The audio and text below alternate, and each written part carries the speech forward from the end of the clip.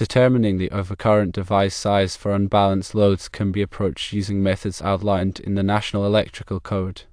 There are primarily two methods to consider: firstly, the sum of phase currents method, and secondly, the total voltamps method. Let's explore each in detail. The first method, sum of phase currents, involves calculating the current drawn by each phase individually. This calculation relies on the formula current equals power divided by voltage times power factor. Once you've determined the current for each phase, you sum these individual phase currents. The resulting sum then informs the selection of the overcurrent device rating. Therefore, the overcurrent device rating equals the sum of phase currents. The second method focuses on the total voltamps of the load. You calculate the total voltamps by summing the voltamps of each phase load. This gives you a single total voltamps value. The formula to use is total voltamps equals sum of phase voltamps. With the total voltamps calculated, you determine the corresponding amperage. This is done using the formula current equals total voltamps divided by voltage times the square root of 3. This takes into account the three-phase nature of the system. Let's apply these methods to an example. Consider a phase-to-phase load scenario. We have three phases A, B, and C. Phase A has a 3160 volt amps load. Phase B has a 2333 volt amps load. Phase C also has a 2333 volt amps load.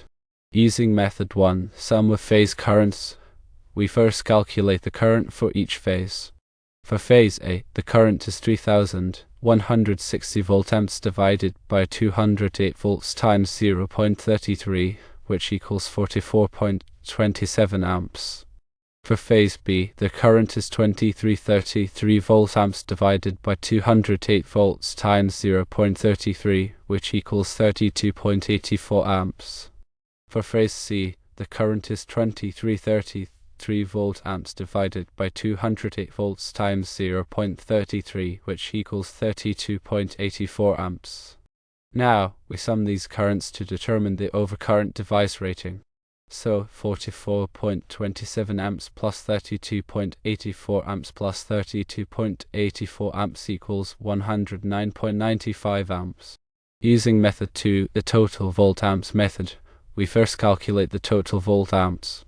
So 3160 voltamps plus 2333 voltamps plus 2333 voltamps equals 7826 voltamps.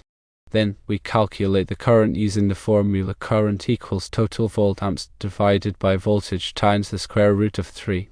So, 7826 voltamps divided by 208 volts times the square root of 3 equals 37.54 amps. In conclusion, applying both methods yields different results. Method 1 suggests an overcurrent device rating of 109.95 amps, while method 2 suggests 37.54 amps. The more conservative choice is 109.95 amps. This approach ensures sufficient protection for the worst-case scenario, which is the highest phase current. Therefore, a standard 3-pole circuit breaker of either 110 amps or 125 amps would be a suitable choice for this application, providing adequate overcurrent protection for the unbalanced load. Always consult the NEC and local electrical codes for specific requirements and to ensure compliance with all applicable regulations.